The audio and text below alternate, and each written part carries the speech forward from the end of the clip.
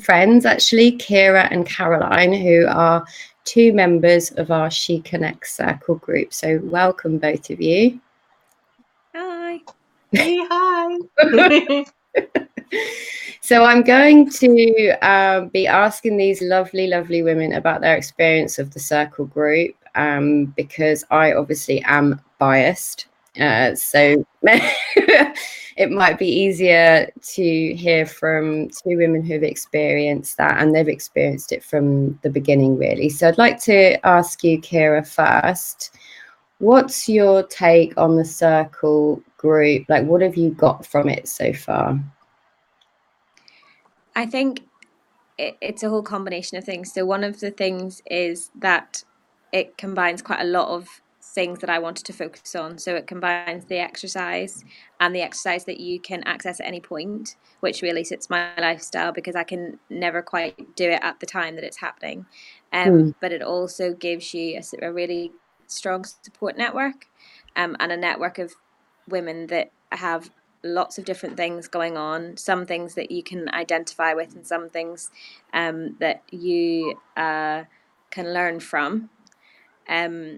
And also it's organized really well, and it's a safe space. So the fact that everybody is there for support and to listen and to offer advice, and you're talking to people who are experiencing the same thing or have experienced the same thing. So you're never having someone coming from a place of judgment, and it's always from a place of kindness. And one of the biggest things that I'm learning from it is it's nice to also be that person that can give that advice, because sometimes you can hear wisdom coming out in yourself, and I'm not very good at saying that to myself, but when I hear myself saying it or watch myself typing it to somebody else, I think, oh right, actually I could try that.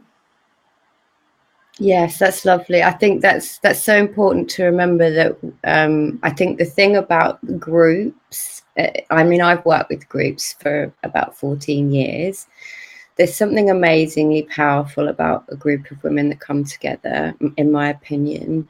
But I also think what's important, what you're pointing to there, Kira, is that essentially we all have the same thinking. We all have like a problem that we perceive to be like the thing. But when you see everyone else talking about their problem, you can really relate to how they're thinking about it, how they're worrying about it, and offering that support from your own wisdom is fantastic. Is that sorry, Charlie, and I think as well, like before I was part of the SheConnects group or the SheConnects circle, and before meeting you and working alongside you, you can very easily slip into this only happens to me, and I'm the only one that feels like this, or I'm the only one that has those thought processes, or I'm the only one that reacts like that to that kind of communication from somebody.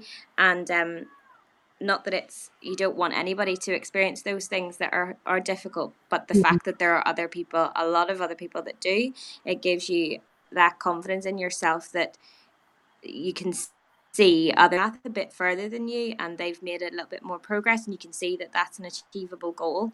Because I think I definitely get very consumed by my thoughts, my thinking, my anxiety, and it can spiral. And if you can talk to somebody else that has experienced those things and isn't saying to you, oh, it'll go away, oh, it'll get better, oh, you just need to chill out, oh, you just need to ignore that, but they're saying, I absolutely understand where you're at, and I was there, and I tried this, this didn't work, this really did, think about that, and it's not someone saying you need to get better or you need to improve.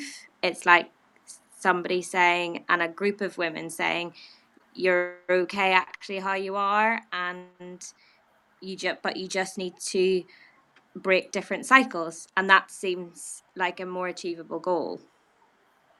So can I just ask you, do you mind sharing like what you perceive as your number one problem?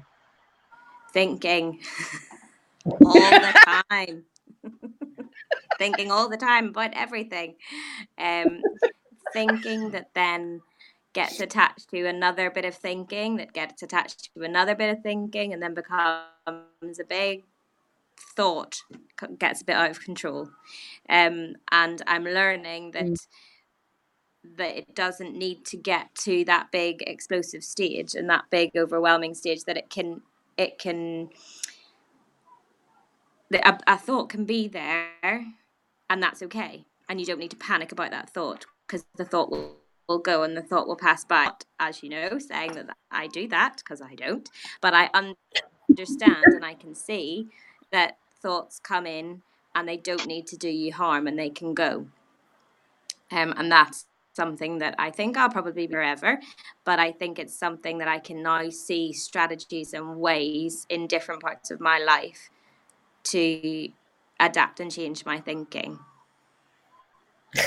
Okay, brilliant. Thank you. I'm going to go to Caroline now and come back to you, Kira. Thank you for sharing that. So, Caroline, thank you for joining us as well. Can you tell me a little bit about your experience of the group, please? Well, I was one of the ones who initially didn't join the trial group because I thought, oh, it's all exercise and I'm not going to be able to do that because of physical restrictions and mental restrictions too. But so I thought, oh, it's not for me. And then I eventually, after a few days, I think I did join in the trial, or after the first week or whatever. Yeah. And it's so much more than exercise classes, you know. I still don't do the high impact ones. That's just beyond me at the moment. I do the yoga ones as often as possible. And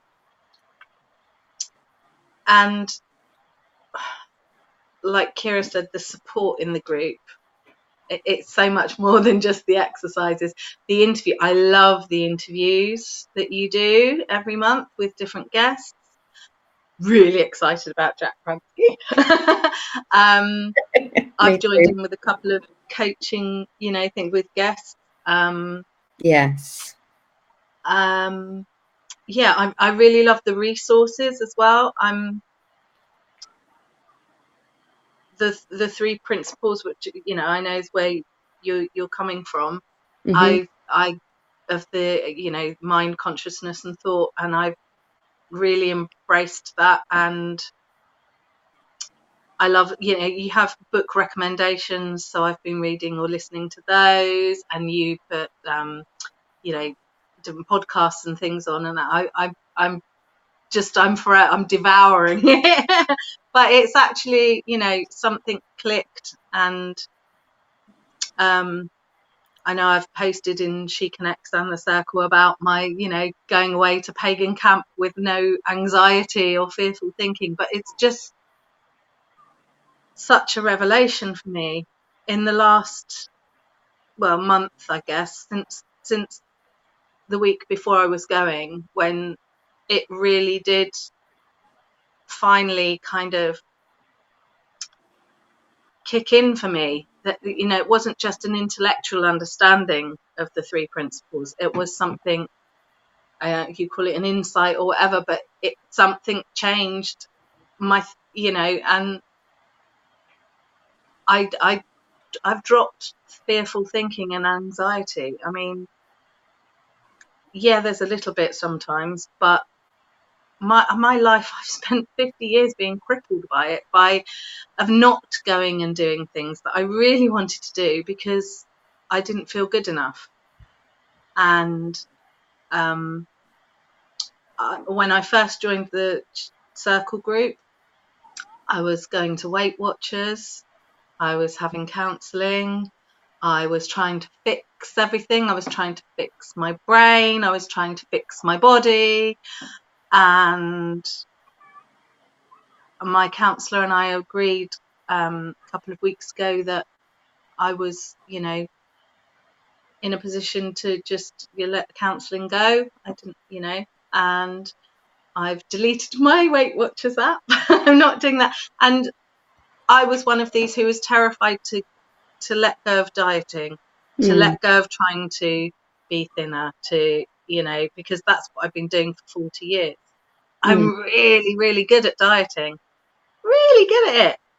And start a program and off I go, and I'm brilliant at it, and everyone thinks I'm wonderful, and they're asking me for advice, and I'm losing loads of weight, and it gets down to a certain point, and then it's like, oh, bollocks to this, and it all goes back up again. And that, but I'd just like to say that I'm not weighing myself all the time, but in the month since I let go of dieting, I just decided I was good enough as I am.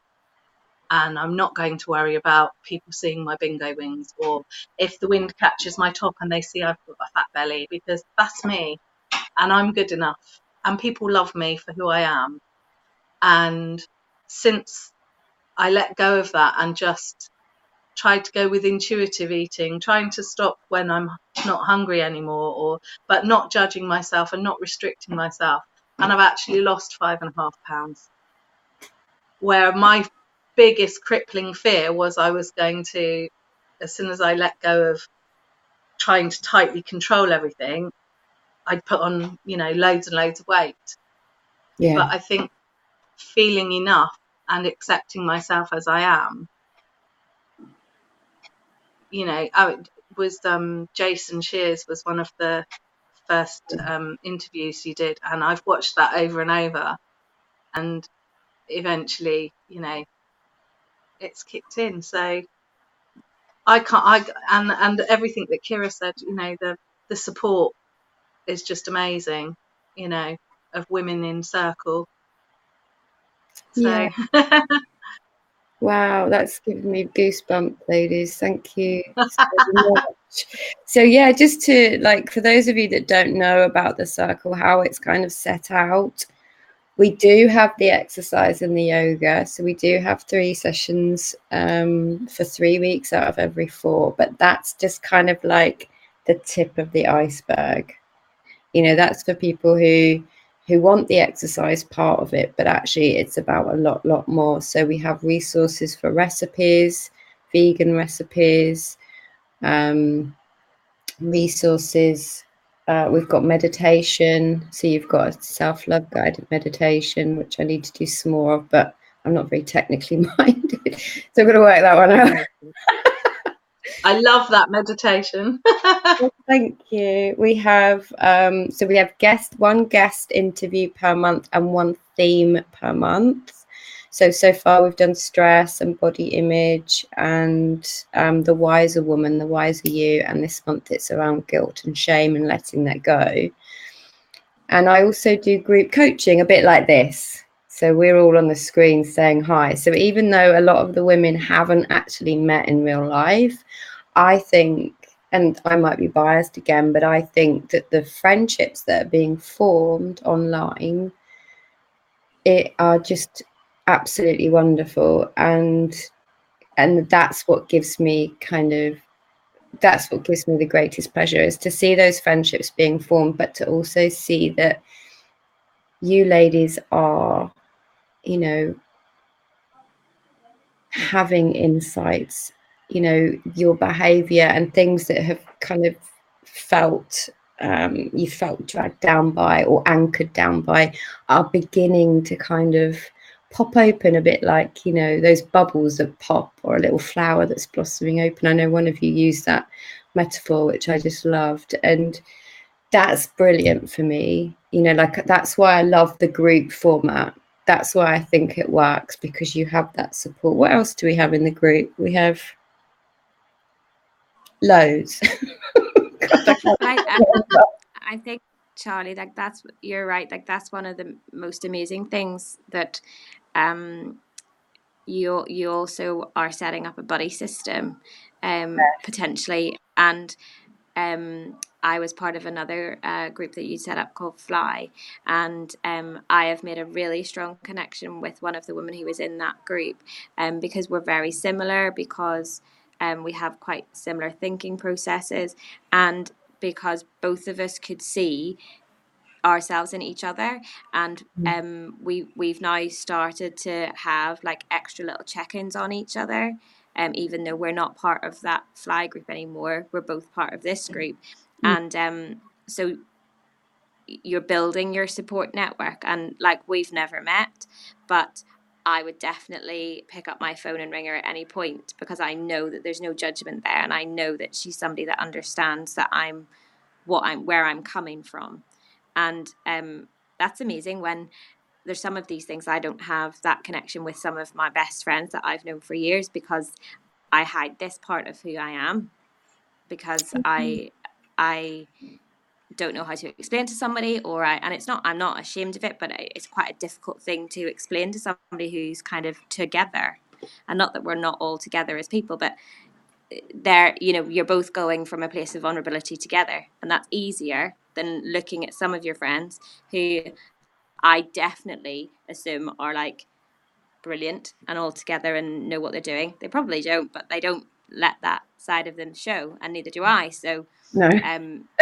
definitely one of They're the probably things thinking the same about you. yeah, they're so wrong. So essentially what you're saying, what I'm hearing, is that within the group, you can be yourself, you can talk about the struggles that you're having, you can feel safe to do so, because it's a smaller group. And I know some people use the free group, and that's brilliant, the SheConnects main group, that the one that we're doing this live on, and that's fantastic, and the support is always, I think, absolutely amazing. But I also know that some women don't like to post. They talk to me privately because they think there's too many women in the group. So what I hear you saying is that it's a safe space where you can be vulnerable, but also there are friendships being formed outside of the group where you can share that on a bit of a deeper level, so you've got somewhere to go, you're not alone. Yeah.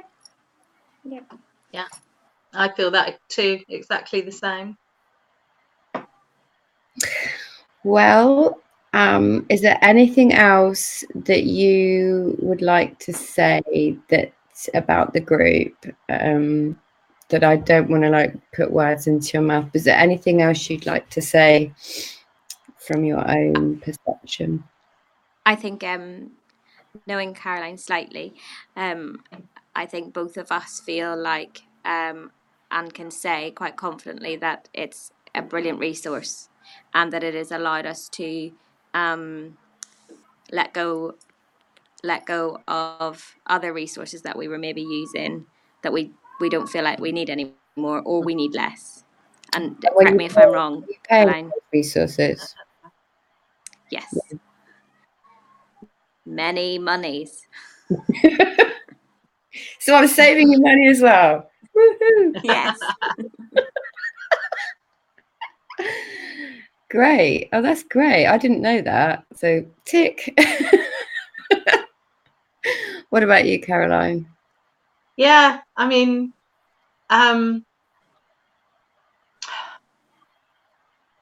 it's just knowing that circle of sisters is always there, and it's an ancient thing of women sitting in circle. This is just the 21st century's way of doing it. We Yeah. don't physically have to be sat in circle together.